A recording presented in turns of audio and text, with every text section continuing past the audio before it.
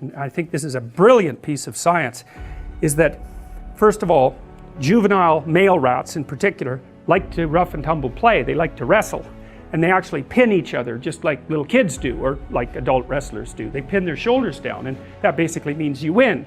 And so, okay, so that's pretty cool. But what's even cooler, I think, well, there's three things. One is the rats will work for an opportunity to get into an arena where they know that play might occur. And so that's one of the scientific ways of testing an animal's motivation, right? So imagine you have a starving rat and it knows that it's got food down the end of a corridor. You can put a little spring on its tail and measure how hard it pulls, and that gives you an indication of its motivational force. Now imagine a starving rat that's trying to get to some food, and you have a little spring on his tail, and you waft in some cat odor. So now that rat is starving and wants to get out of there. He's going to try to pull even farther towards the food. So getting away plus getting forward are separate motivational systems, and if you can add them together, it's real potent. And part of the reason why in the future authoring exercise that you guys are going to do as the class progresses, you're asked to outline the place you'd like to end up, which is your desired future, and also the place that you could end up if you let everything fall apart, is so that your anxiety chases you and your approach systems pull you forward. You're maximally motivated then. And it's important because otherwise you can be afraid of pursuing the things that you want to pursue, right? And that's very common. And so then the fear inhibits you as the promise pulls you forward, but it makes you weak because you're afraid. You want to get your fear behind you, pushing you. And so what you want to be is more afraid of not pursuing your goals than you are of pursuing them. Very, very helpful. And lots of times in life, and this is something really worth knowing, you know, and this is one of the advantages to being an autonomous adult, is you don't get to pick the best thing. You get to pick your poison. You have two bad choices, and you get to pick which one you're willing to suffer through. And every choice has a bit of that element in it. And so if you know that, it's really freeing, because otherwise you torture yourself by thinking, well, maybe there's a good solution to this, you know, compared to the bad solution. It's like, no, sometimes there's just risky solution 1 and risky solution 2.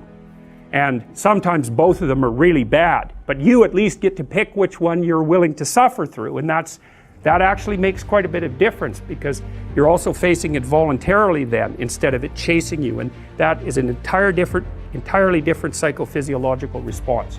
Challenge versus threat, it's not the same, even if the magnitude of the problem is the same. And so putting yourself in a challenging, let's call it mind frame, you can't just do that by magic. Putting yourself in a challenging mind frame is much easier on you psychophysiologically, because you don't go into the generalized stress response to the same degree. And you're activating your exploratory and seeking systems, which are dopaminergically mediated and that involve positive emotion. So if you can face something voluntarily rather than having it chase you, it's way better for you psychophysiologically. So that's partly why, well, it's worthwhile to go find the dragon in its lair instead of waiting for it to come and eat you.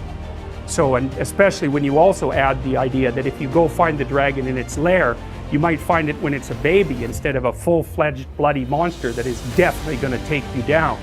And so that's part of the reason why, well, there's a whole bunch of things that emerge out of that observation, like don't avoid small problems that you know are there. Face them, because they'll grow into big problems all by themselves. And you can think about, imagine the tax department sends you a notification. You owe them like $300. Well, it's, you know, that's annoying. Maybe you don't even want to open the letter. Or maybe if you do, you just put it on the shelf. But that damn thing doesn't just sit there like a piece of paper on the shelf, right? You ignore that for 5 or 6 years, it's going to become attached to all sorts of horrible things. And if you ignore it long enough, you get the idea. It's going to turn into something that is completely unlike the little piece of paper that it's written on. And many, many problems in life are like that. You'll see that they pop their ugly little head up, and you know, and you might want to turn away. You might not want to think about it, which is the easiest way of turning away, right? You just don't attend to it. It's not like you repress it or anything like that. You just fail to attend to it. And that's as a long-term strategy, it's dismal. It's also something I think that's more characteristic of people who are high in neuroticism and high in agreeableness, because agreeable people don't like conflict. And people who are high in neuroticism, who are high in negative emotion, are hit harder per unit of uncertainty or threat. And so You know, and that's partly why in psychotherapy, a lot of times the people you see need assertiveness training, so that would be the opposite of agreeableness, or they need to help get their anxiety and emotional pain under control. Those are not the only reasons. There's antisocial behavior, but you can't fix that in therapy in all likelihood. There's alcoholism. There's lots and lots of other reasons, but those are two major reasons. You can measure rat motivation by how hard they pull on the spring, let's say, and they're more motivated if they're running away and running towards, but let's go back to play. So you can take juvenile rats who haven't been able to play for a while, maybe they've been isolated, or maybe they just haven't been able to engage in physical activity, like many school children that you might be thinking about, neither allowed to play nor allowed to engage in physical activity, and there's a reason I'm telling you that. So anyways, you get one of these little rats and you can measure how hard he'll pull to go out and play, or how many buttons he'll push, you know. And that gives you an indication of his motivation. So anyways, you can see that a play-deprived juvenile rat will fight harder to play than a non-play-deprived juvenile rat. And so you can infer that the rat wants to go play.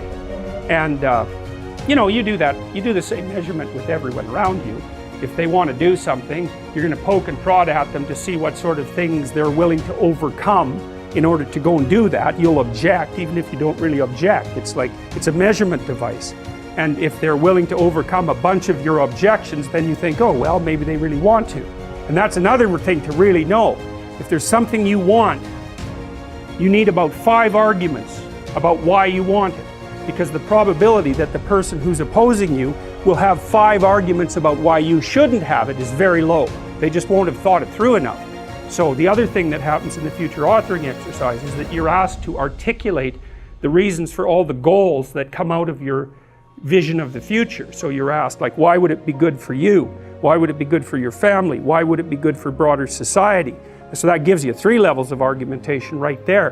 And if you have it articulated down into detail and it's related to other important goals, then you're a hell of a thing to argue with, because people just aren't that deep, by which I mean they just don't have that many levels of explanation or objection. And it's also really useful in relationship to your own mind, because if you want to do something that's difficult and that requires energy, a lot of different subsystems in your mind are going to throw up objections. It's like, well, maybe that isn't what you should be doing right now. Maybe you should be doing the dishes, or vacuuming, or watching TV, or looking at YouTube. Or if you're really sneaky, when you're trying to do something hard, what your brain does is give you something else hard to do that's not quite as hard, so that you can feel justified in not doing the thing you're supposed to because you're doing something else useful.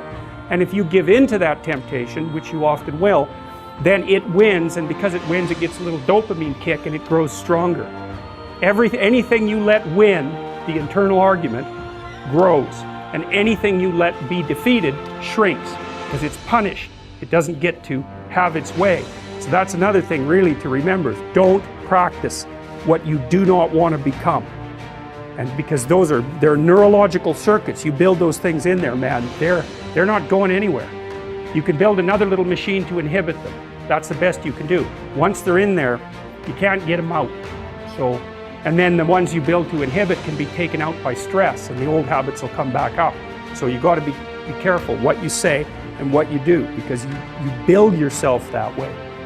In order to have any positive meaning in your life, you have to have identified a goal, and you have to be working towards it. And there is a technical reason for that. And the technical reason, as far as I can tell, is that the circuitry that produces the kind of positive emotion that people really like is only activated when you notice that when you're proceeding towards a goal that you value. And so that means that if you don't have a goal that you value, you can't have any positive emotion. So technically that's the incentive reward system, and the underlying circuitry is dopaminergic, and when that circuitry is activated, then it's part of the exploratory circuit. It gives you the sense of being actively engaged in something worthwhile. And that's, you tend to think of positive emotion as something produced by reward, but there's 2 kinds of positive emotion. One is the reward that's associated with satiation, and that's consummatory reward, and that's the reward you get when you're hungry and you eat. But the thing about eating when you're hungry is that it destroys the framework within which you were operating, right? It's time to eat. Well, you eat, and then that framework's no longer relevant, so the consummatory reward eliminates the value framework, and then you're stuck with, well, what are you going to do next? And so the consummatory reward has with it its own problems, but the incentive reward is constantly what keeps you moving forward.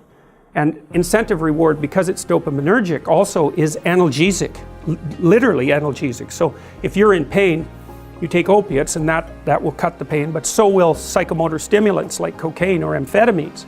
And so it's literally the case that if you're engaged in something that's engaging and you're working towards a goal, that you're going to feel less pain. And you can see this happening with athletes who, they'll break their thumb or something, or maybe sometimes even their ankle, and they'll keep playing the game. Of course, afterwards they're suffering like mad, but the fact that they're so filled with goal-directed enthusiasm means that, well, the pain systems are in some sense shut off. So that's an interesting thing, because what it suggests, then you could imagine, I might say, well, how happy are you that you've made a certain amount of progress? And if you think about it, what you'd say is, well, it depends on how much progress and in relationship to what. So hypothetically, you're going to be happier if you've made quite a bit of progress towards a really important goal. And then you have to think through what it means for a goal to be really important, because that's not obvious. Now, you could say, you're in this class and you're listening to some information, and maybe there's two reasons for that. You might find the information interesting per se, but let's forget about that for a minute. You need to listen to the information so that you can do well on the assignments, so that you can do well in the class. You need to do well in your classes so that you can finish up your degree. You need to finish up your degree so that you can find your place in the world. You need to do that so that you're financially stable and maybe you can start a family and have a life, and that's all part of being a good person, something like that. And so that's a hierarchy of goals, and you might say that being a good person would be the thing, however vaguely thought through, that's at the top of that hierarchy.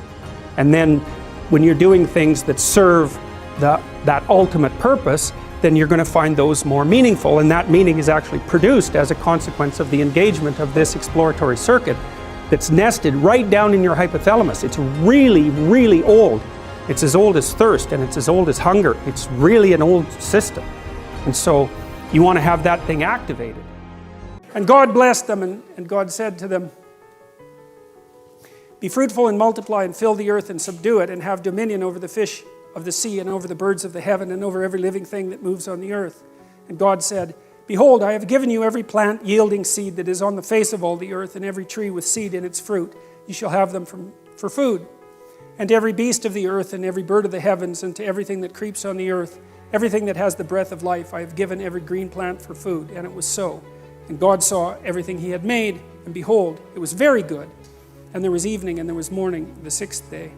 Thus the heavens and the earth were finished, and all the host of them. And on the seventh day God finished his work that he had done, and he rested on the seventh day from all his work that he had done. So God blessed the seventh day and made it holy, because on it God rested from all his work that he had done in creation. And I like that too, I did a lot of counseling work with people who were, coaching work, I guess, with people who were fairly spectacularly successful, and they were usually workaholics. They're the sort of people that were like, they'd work 80 hours a week, just non-stop. That's just what they were like. And one of the things we were always trying to figure out was, well, how much should you work? Because one answer is you just work till you die, right? You just exhaust yourself, and well, that's not a good idea. And then you have to figure out why that isn't a good idea. It's got to be something like this, is that you don't want to do so much work that the amount of work you do interferes with the amount of work that you could still do, right? Because if you work like mad for 2 weeks and then you have to lie in a hospital bed for a month, that obviously isn't very productive. So you have to figure out how much you can work diligently, and then how much you have to recuperate so that you can get back up and work again. And that's, people have basically settled on something like this and given it the divine imprimatur. That's one way of thinking about it, which is, well, you can toil away for 6 days, and no wonder, because you have to work, but you should rest at least 1 day out of 7, because otherwise, well, you don't appreciate life. That might be part of it. And plus, I think it's more a matter of iterability, because one of the things that defines morality is the capacity to repeat something, right? So if something is properly structured in a moral manner, then you can do it over and over and over again without any degeneration. And so that's kind of like a relationship. If your relationship is negotiated, you can continue to negotiate it, and then you can have a relationship that lasts for a long time. You can do it today and next week and next month and next year. You can maintain it across time. And this, I would say, is the wisdom that's being garnered over God only knows what period of time, to say, well, look, I mean, even God needed to take a break and appreciate what was going on. It's not such a bad thing for people to follow that pattern, and that's a good thing for modern people to know, because we seem to be, even though, you know, we're very wealthy by historical standards, our capacity to relax isn't exactly what it could be, and I think that's really hard on people. Do you plan your day much, or your time generally? Does this lead to higher productivity? Yes, I plan my day obsessively. My calendar is always absolutely full, and often weeks in advance. And I plan in the morning, especially when I'm on top of things.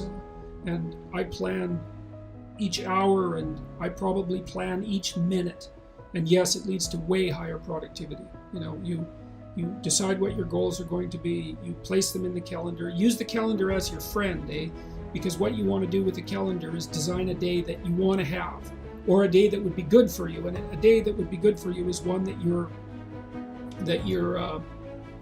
you know, when you end the day, you feel that you've moved yourself ahead towards your valued goals, and that you've kept chaos under control. And that enables you to sleep soundly and with a good conscience, and to know that the next day is going to be at least not worse than that day. Planning is unbelievably useful. And again, you know, I don't want to sound like a broken record with regards to the future authoring program, but it really is useful. You know, you need to figure out what it is that you're aiming at and why, and then you need to figure out how you're going to break that down over the months and the weeks and the days. But I would approach your calendar like it's your best friend. You think, okay, I'm going to design a week, man, that I really want to have. And that means you can schedule in leisure and all the things that you want to do, which you absolutely should do. And it's also quite fun to give yourself minimal time to do something complicated, because it's quite challenging to see if you can do far more than you thought in far less time. And so that's a fun game. And the other thing you can do is, like, if you're avoiding something, you could schedule in 5 minutes of it. Say, well, like if you're avoiding looking at some bills because you're afraid of them, you know, your first step might be to schedule in 5 minutes where you just look at the bill. You don't do anything else. And, you know, you might be able to entice yourself into doing that. So, but I would say learning to plan is unbelievably useful to schedule your time, because that's your life, you know. But schedule the life you want. That means you have to schedule your responsibilities obviously, because responsibilities are those things that ruin your life if you don't fulfill them. One of the things I tell young people all the time, I'm not a very typical psychologist in this regard, because psychologists like to pat people on the head and say, you're all right the way you are. I talked to Bishop Barron a while ago. I'm going to broadcast this, and he said that the Catholic priests were trained in the 1960s to kind of be accepting, you know, humanistically. Mm-hmm. You're okay the way you are, you know. And that's such rubbish. It's like, not only are you not okay the way you are, you don't think that anybody else is okay the way they are either. And you don't think your children are okay the way they are. Like, you love them and all that, but you don't want them to stay 3 years old their entire life. You want them to expand and improve and become who they are. And so, instead of telling young people that they're okay the way they are, I tell them that, and it's a terrible message for them if they're desperate. You know, so let's say 10% of the people in my audience are young, maybe they're young men, just for the sake of argument, and they're like not in good shape. They don't have any goals. They're drinking too much. They're watching pornography all the time. They've got no aim. They've got no structure in their life, and they're just bloody miserable. And the misery is twisting them into malevolence, because enough misery will absolutely do that to you. And then what are you going to do? And come along and say, well, you're okay the way you are? It's like, that's the last thing they want to hear. It's like, get your damn act together. You know, you got things to do, and they're going to be difficult. And that there's an echoing Christian message in there, I would say, which is, you pick up the weight of your suffering voluntarily, and you walk uphill with it. And that not only gives you the meaning that you need in your life to stop you from degenerating in a dangerous manner, but it actually makes things better. And so that all has to be part of it. Like, I believe in human ingenuity. I think we can solve all the problems that beset us. But it can't just be, it has to be more than we can enhance material well-being, which is what it tends to be now. It's not enough. And so, and you get brushed off by the apocalyptic types. It's very necessary for people at some point in their life to dedicate themselves to a single game of some sort, which is kind of what you're doing in university. You know, you have to become one thing at some point in your life. And the sacrifice, of course, is that you give up all the other things that you could become, but you don't really have a choice, because if you don't decide voluntarily to become one thing, you know, to become a disciplined adherent of some specific practice or profession or viewpoint, then you risk just aging chaotically, and you don't get away with not aging. So you might as well age into something that's actually something, rather than just remaining, or then just becoming an old child, which is really not a good thing. It's not a good thing to see, especially by the time people hit about 40. It's not pretty for them or anyone else. And even at 30, it's getting pretty old at that point. 40, it's like it's almost irreparable at 40. And the reason for that is you start running out of opportunities.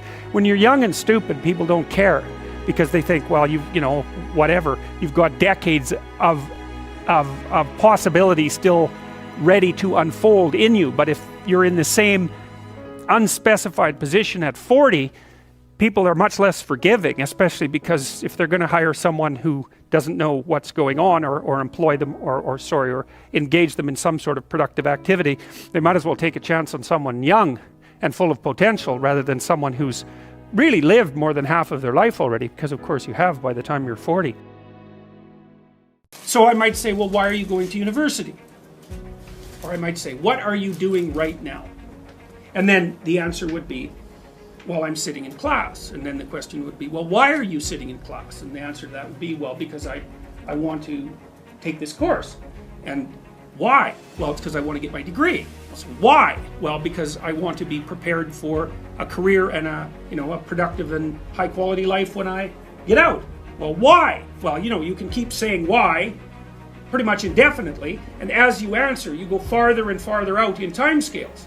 Now, it's a tricky thing, because one of the things I might tell you, this is a very complex cognitive problem, is, well, where should you stop? So, for example, I could say to you, do you want $100 an hour, or do you want 50,000 years in 75 years? You're going to think, well, I'll probably take the $100 now. Well, how about 200 years? It's like, well, I'm not going to be there. I'll take the $100 now. Well, so obviously thinking out 200 years is not that helpful. Now you might think, well, no, you should calculate the effects of your actions on the vastest time span possible, and include the largest number of people, if you're really going to equilibrate it.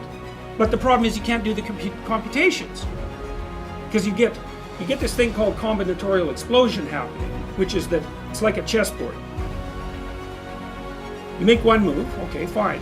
But then you could make 4, and then with each of those you could make 4 more, and then with each of those you could make 4 more, and soon if you're looking 20 moves ahead, it's like there's so many moves that the other person could possibly make that looking that far ahead is pointless. You can't do the computations. And so we don't know how far you should look into the future. It depends on how stable your environment is. But 1 month seems okay. A year, yeah. 3 to 5 years, that's what I'll have you do when you do the future authoring program. 20 years? Probably not. And the reason for that is the margin of error in your prediction grows so large that your prediction isn't worth anything. And you can really see how that's the case now, because like, what's it going to be like in 20 years? When I was a kid, I used to read science fiction. It's like plausible accounts of the potential future. It's like, now? Who knows? Anything could happen. Anything could happen. You could be 3/4 robot in 20 years. You could have a lifespan of 10,000 years. I mean, we just do not know. We could be living in caves again with everything in ruins. We don't have a clue what's going to happen. So 20-year span, I would say, get friendly with computers. So 20-year span's too long. So, okay, anyways, what I'm pointing out is that you have to calculate what you're doing across multiple spans of time, and in that combination, in combination with many, many people. And that makes things very complex, but that's how you're building the structures that you live within.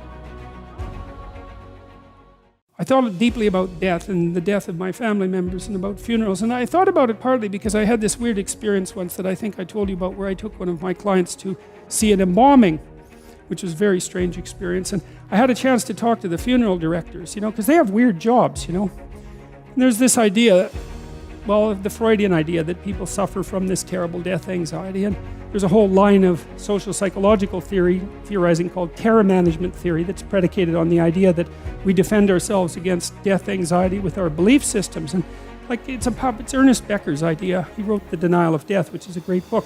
But there's a weakness in it, because you see some people who aren't like that. Like emergency room nurses aren't like that. And palliative care nurses aren't like that. My sister-in-law is a palliative care nurse. That's a hard job, right? Because you go in there, you're caring for people, and they're in pain. They're on their last legs, you're trying to make them comfortable, and you have a relationship with them, because how the hell are you going to make them comfortable if you don't? And then they go and die on you, and that just happens. That's what happens every day, right? And what's weird is that people can be palliative care nurses. It's like, how do you figure that out? Because people can actually thrive in the face of death, strangely enough. And like these funeral parlor directors, they were interesting to talk to, because that's all they do, right? They just deal with death and grief all the time. And it was very interesting talking to them, because I talked to two of them. They found their job extremely meaningful. And I asked them, well, what does that do to your life? You're saturated with death and suffering. And this is the same answer that I got from the palliative care nurses, that it doesn't undermine your life, it enriches it. Now, who would guess that, right? I mean, what the hell? That just doesn't make any sense at all. But what it does is speak to human possibility, because God only knows how tough you are. If you read history and you read about what people have done, you think, wow, we're pretty tough.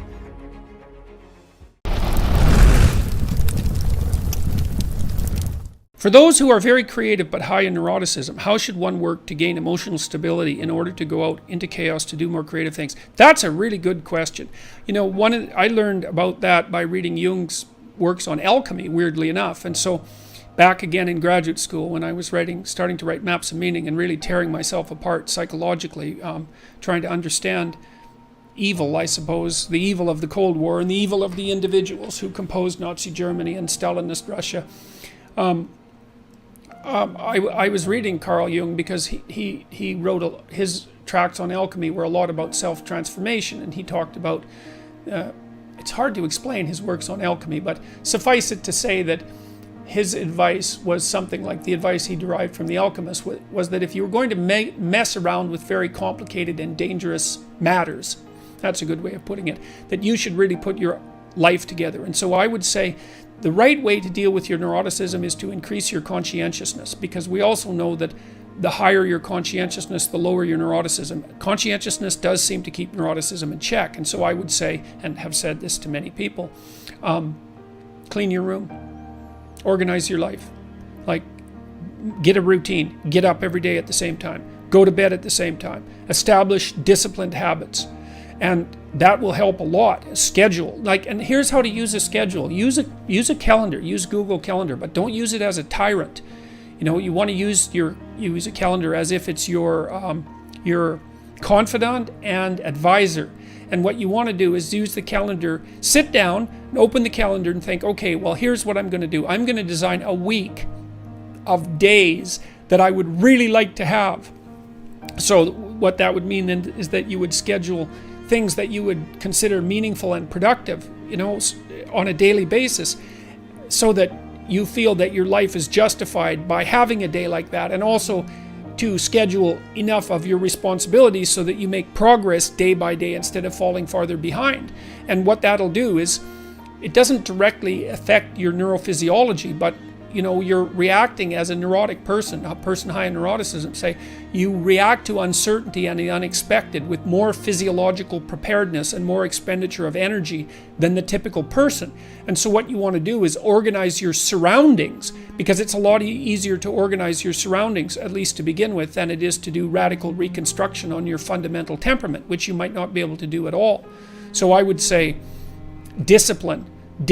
And the other thing I would say for creative people, and this is true for people in general, but it's really important for creative people, is that if you want to be creative, which is very, very dangerous and very, very unlikely to succeed, although absolutely necessary if you happen to be high in openness, is that you should organize the rest of your life, except for your creative endeavors, in a pretty traditional and conservative manner, if you can do that, because what that does is buttress you against the unexpected and give you some stability on many, along many of the potential dimensions of your life, and that frees you up to take larger risks in the creative domain. Now, it's hard for creative people to do that because they're sort of blasting out, laterally in all directions simultaneously, but you exhaust yourself that way, and you also risk scattering yourself. No one can live without a routine. You just forget that. If you guys don't have a routine, I would recommend, you get one going, because you cannot be mentally healthy without a routine. You need to pick a time to get up. Whatever time you want, but pick one and stick to it, because otherwise you dysregulate your circadian rhythms and they regulate your mood. And eat something in the morning. I've had lots of clients who've had anxiety disorders. I had one client who was literally starving. Very smart girl. There's very little that she liked. She kind of tried to subsist on half a cup of rice a day. She came to me and said, I have no energy. I come home, all I want to do is watch the same movie over and over. What, is that weird? And I thought, well, it depends on how hard you work. It's a little weird, but whatever. It's familiar and you're looking for comfort. So I did an analysis of her diet. It's 3/4 of a cup of rice. It's you're starving. Eat something. You'll feel better. So she modified her diet and all her anxiety went away and she had some energy. It's yeah, you gotta eat. So a schedule, that's a good thing, man. Your brain will thank you for it. It will stabilize your nervous system. With a bit of a plan, that's a good thing.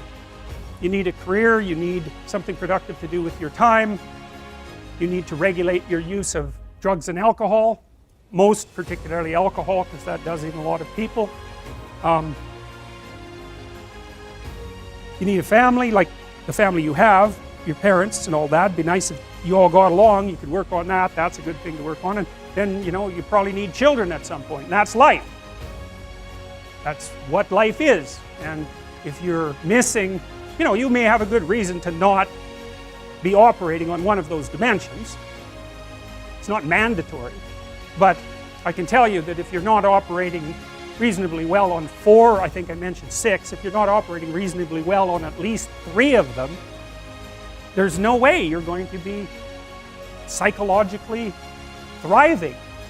And that's more pragmatic in some sense than psychological, right? Human beings have a nature, there's things we need. And if we have them, well, that's good. And if we don't have them, well, then we feel the lack. And so behaviorists, behavioral psychologists concentrate a lot more on that sort of thing. It's practical. It's strategizing.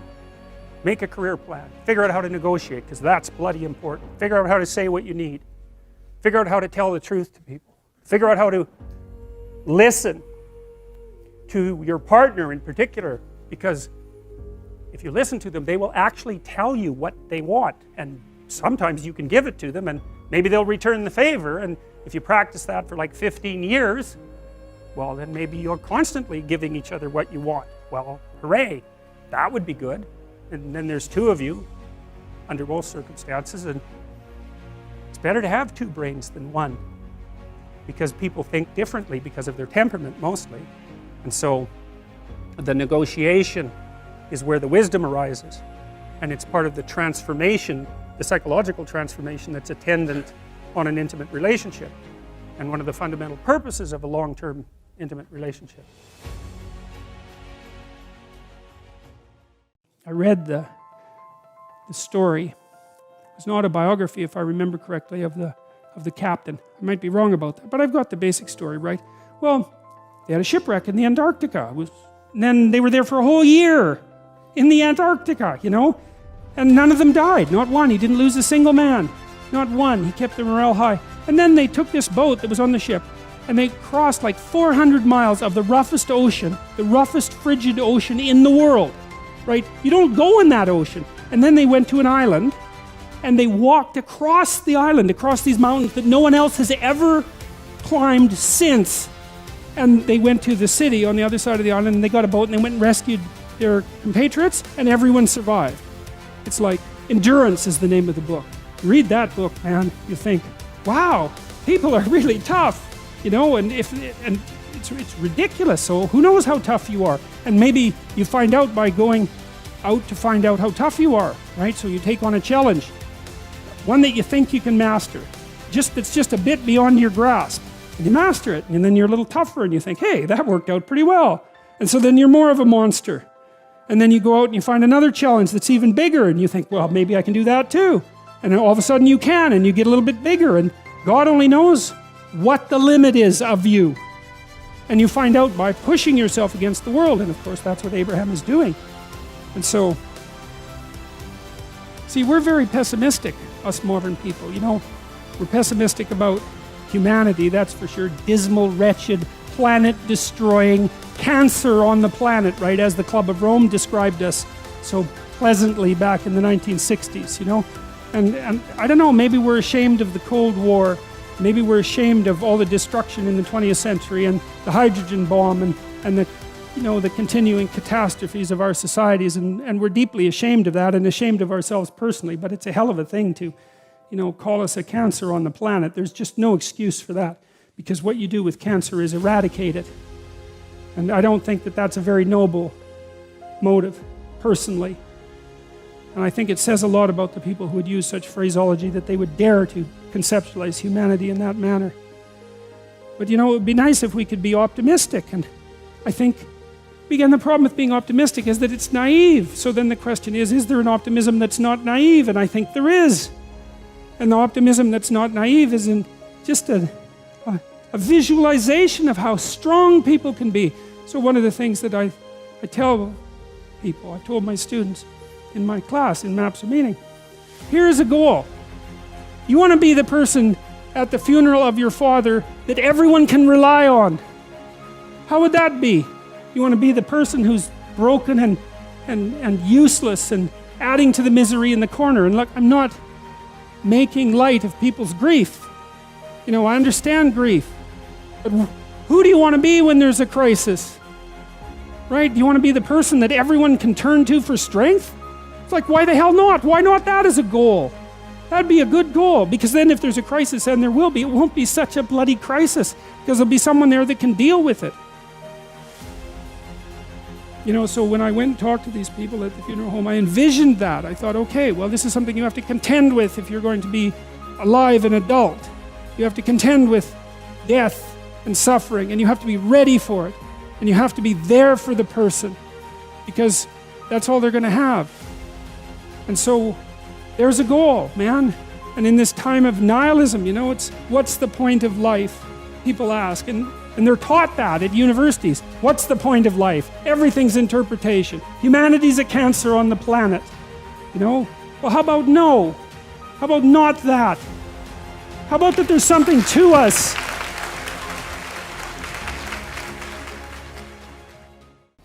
Because it's an eternal problem, right? The eternal problem is, how do you deal with tragedy and malevolence? And you can say, well, I'm not prepared. It's like, yeah, fair enough. Unsurprising, especially if you were overprotected as a child. It's not a good idea to overprotect your kids, because the snakes are going to come into the garden no matter what you do. And so then you, instead of trying to keep the damn snakes away, what you do is you arm your child with something that can help them chop them into pieces and make the world out of them. So that the trick for human thriving in the face of suffering and malevolence is strength, not protection.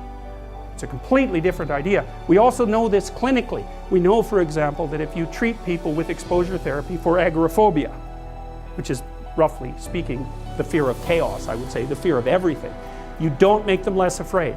You make them braver. It's not the same thing. Because with an agoraphobic, see, what happens to them is the fall. They never conceptualize death and suffering. They're naive, right? It never enters the theater of their imagination, and it's because they're protected from it. But then something happens. This often happens to women in their 40s, because they're the people most likely to develop agoraphobia. Something happens. They've been protected from chaos by authority their entire life. So Maybe they had an overprotective father, and then they went to an overprotective boyfriend, and then they went to an overprotective husband. And maybe they were willing to be subjugated to all three of those because of the protection, right? So that's the bargain. They stay weak and dependent, and maybe they have to because that's the only way they can appeal to the person who's hyperprotective. But the price they pay for that is that they're not sufficiently competent. And then something happens in their life, often in their 40s, they develop heart palpitations, maybe as a consequence of menopause. Their heart starts to beat erratically, and they think, oh no, death. It's like, well, who are you going to talk to about that, right? There's no protection from authority for that. Or maybe their friend gets divorced, or maybe their sister dies, or something like that. It brings up the specter of mortality, and maybe the specter of malevolence and mortality, and it brings it up in a way that authority, recourse to authority, cannot solve. And so then they have panic attacks. What happens? They go out, they get afraid, they feel their heart beating, then they get afraid of their heart beating because they think, oh no, I'm going to die, and they think, oh no, I'm going to die, and I'm going to make a fool of myself while I'm doing it and attract a lot of attention. So the two big fears come up: mortality and social judgment. And then they have a panic attack. It's like fight or flight's gone out of control. Very, very unpleasant. Then they start to avoid the places they've had a panic attack. Then they end up not being able to go anywhere. So then Tiamat has come back, right? A huge monster, a little victim. And so what do you do with them? Well, there's no saying, no, there's no Tiamat. That's done, right? Their naivety is over. They've had a direct contact with the threat of mortality and social judgment. They've met the terrible mother and they've met the terrible father. And there's no going back. There's no saying, oh, the world is safe. It's not safe. Not at all. It's not safe.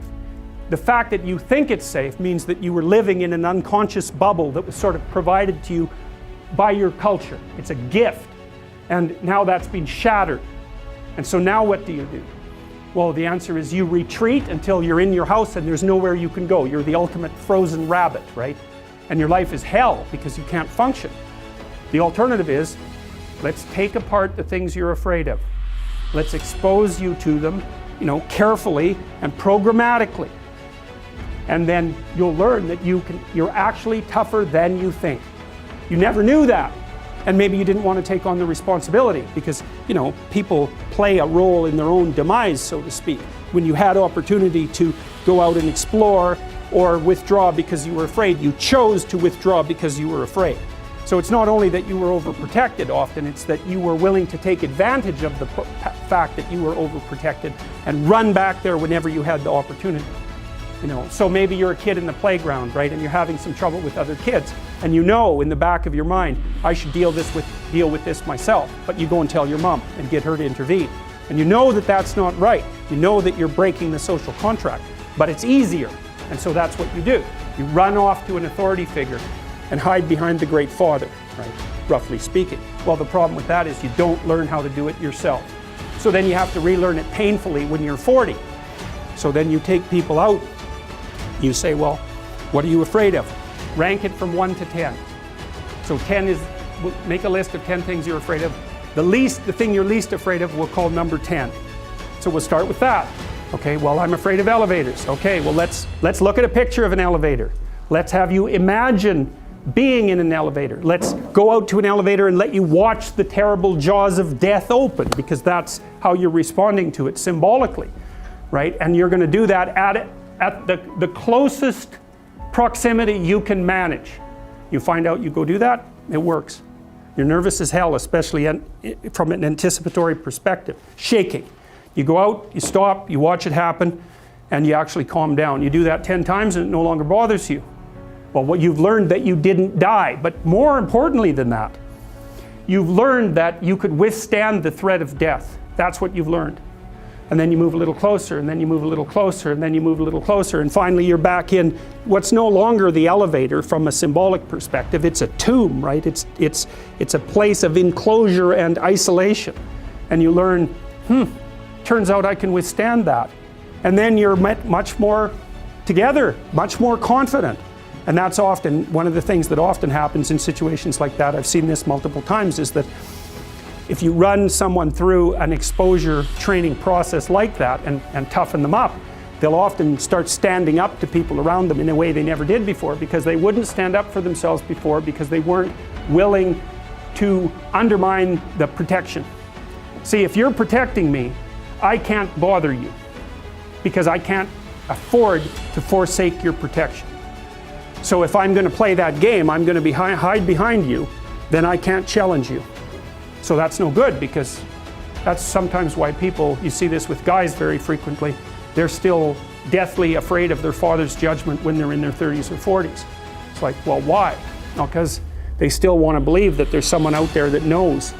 And so they're willing to accept the subjugation because it doesn't force them to challenge the idea that there's someone out there that knows. Because that's the advantage of having your father as a judge, right?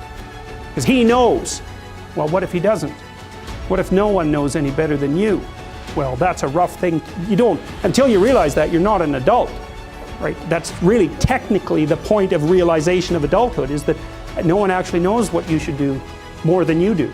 I mean, it's a horrible realization, because what the hell do you know? It's a terrible realization, and people will often pick slavery, permanent slavery, to the spirit of the Great Father, let's say, over that realization, and it's completely understandable. But the problem with it is that there's more to you than you think, and so if you continue to hide behind that figure, then you never have a chance to understand that there's more to you than you think, far more to you than you think. Maybe there's enough to you so that you can actually withstand the threat of mortality without collapsing. Maybe even withstand the threat of malevolence without collapsing. Who knows? It's certainly possible. And it's not an abstract question. It's exactly the sort of question that you address in the psychotherapeutic process. It's always the question that you address. And the answer is often in the affirmative, because people can get unbelievably tough. And you know that because people work in emergency wards in hospitals, right? Or they work in palliative care wards, or they work as mortuary assistants. I mean, these people have bloody rough jobs, you know, or they're on the front line of police investigation into, you know, heinous child abuse crimes, and so they're confronting malevolence on a regular basis. And, you know, those are very stressful jobs, but people do them. And some people do them without even being damaged by them, although that's a harder thing, because you can see horrible things, you know, things you'll never forget. So so I would say the story of Adam and Eve is a meta story, and it's a meta story for two reasons. One is it's about how stories transform, because Adam and Eve are in this unconscious paradise and then it collapses, and that happens to every potential story, right?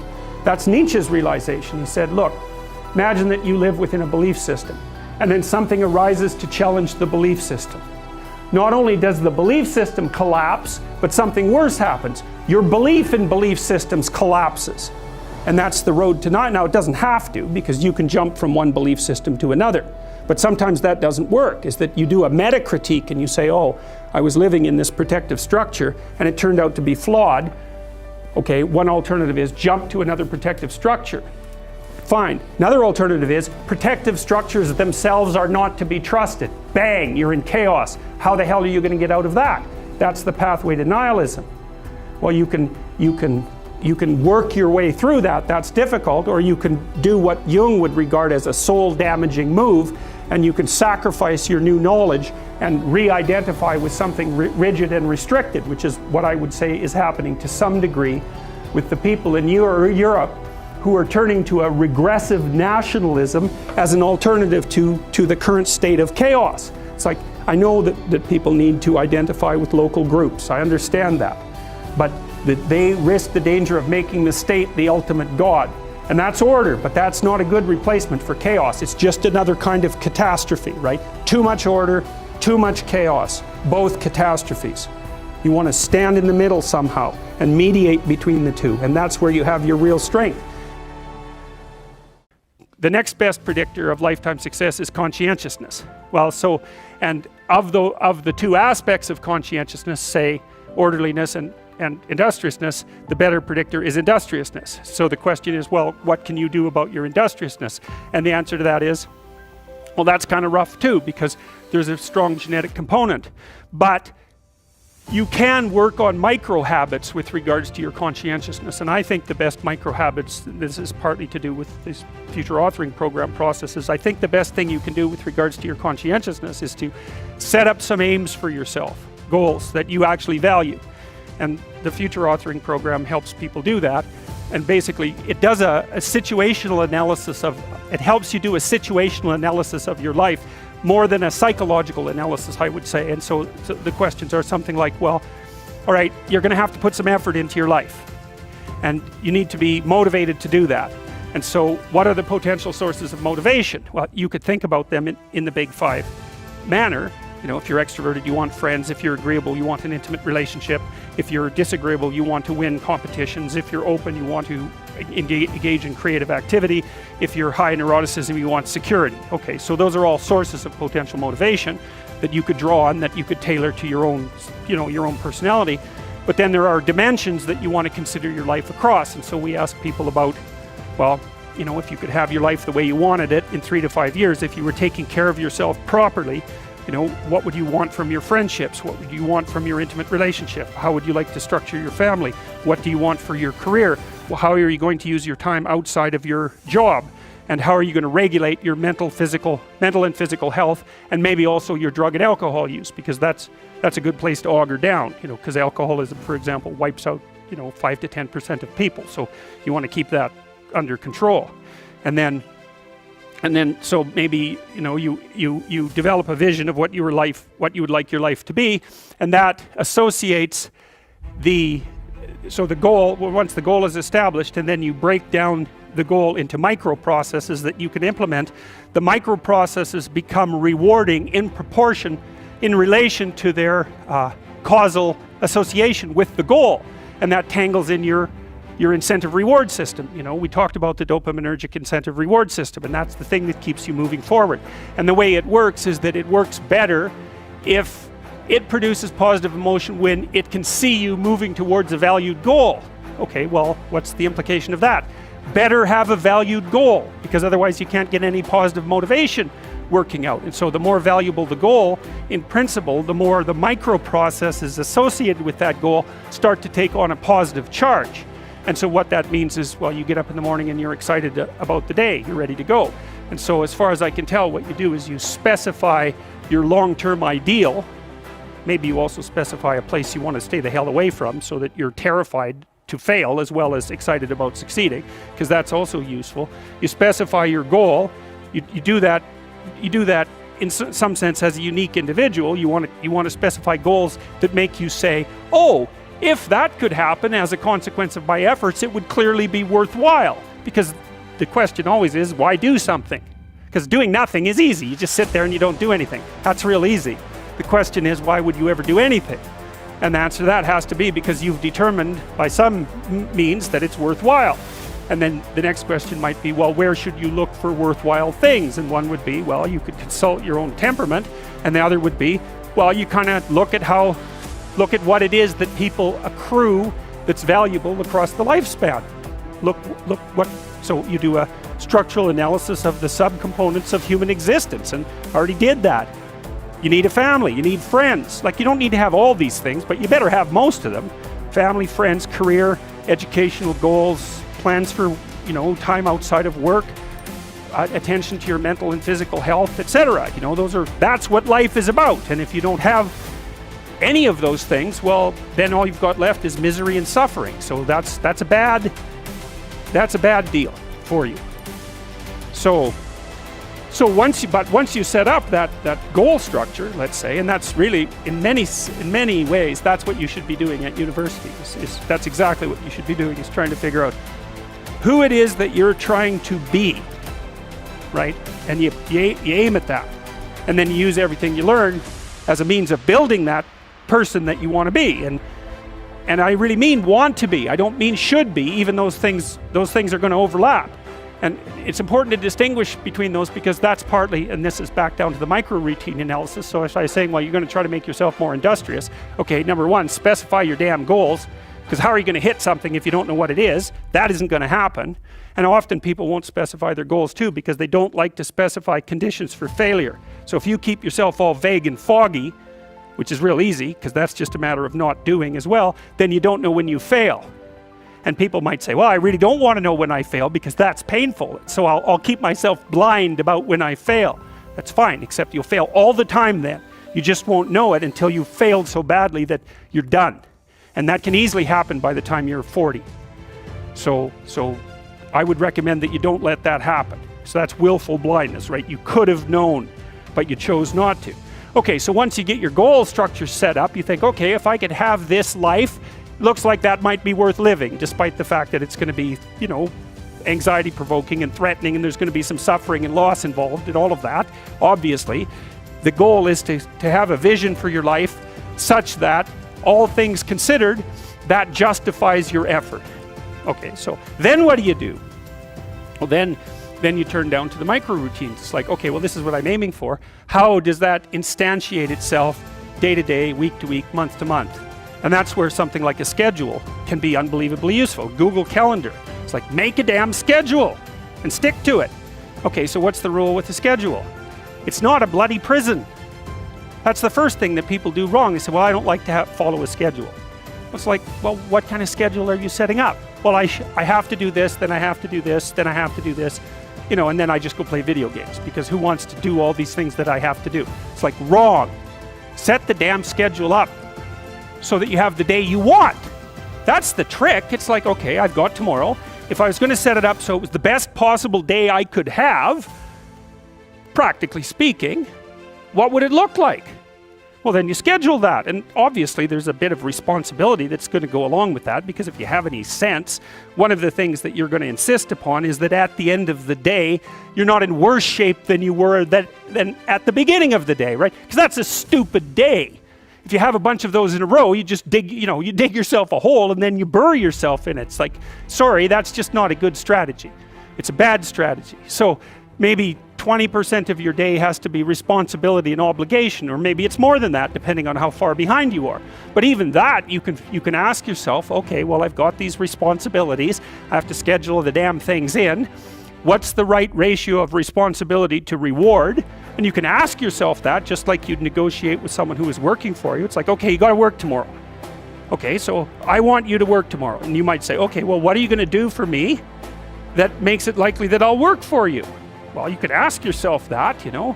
So maybe you do an hour of responsibility and then you play a video game for 15 minutes. I don't know, whatever turns your crank, man. But, you know, you have to negotiate with yourself and not tyrannize yourself. Like you're negotiating with someone that you care for, that you would like to be productive and have a good life. And that's how you make the schedule. It's like, and then you look at the day and you think, well, if I had that day, that'd be good. Great. You know, and you're useless and horrible, so you'll probably only hit it with about 70% accuracy, but that beats the hell out of 0, right? And if you hit it even with 50% accuracy, another rule is, well, aim for 51% the next week, or 50.5% for God's sake, or because you're going to hit that position where things start to loop back positively and spiral you upward. And so that's one way that you can work on your conscientiousness, is to plan a life you'd like to have. And you do that partly by referring to social norms. That's more or less rescuing your father from the belly of the whale. But the other way you do that is by having a little conversation with yourself about, as if you don't really know who you are, because you know what you're like. You won't do what you're told. You won't do what you tell yourself to do. You must have noticed that.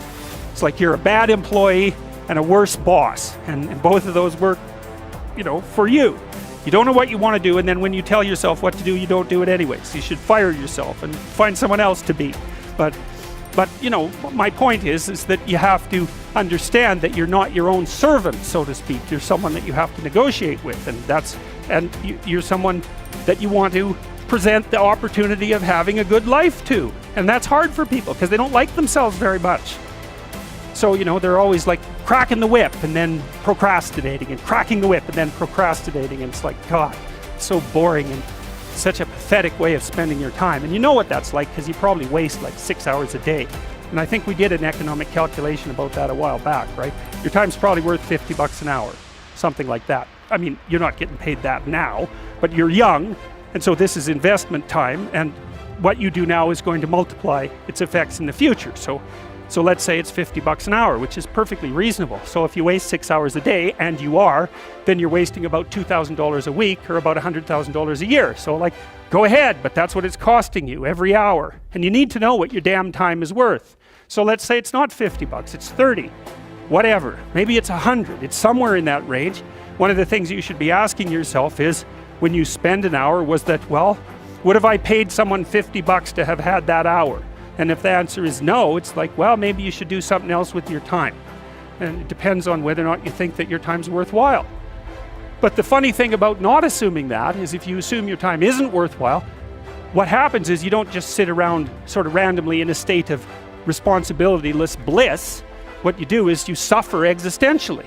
And so that seems like a stupid solution.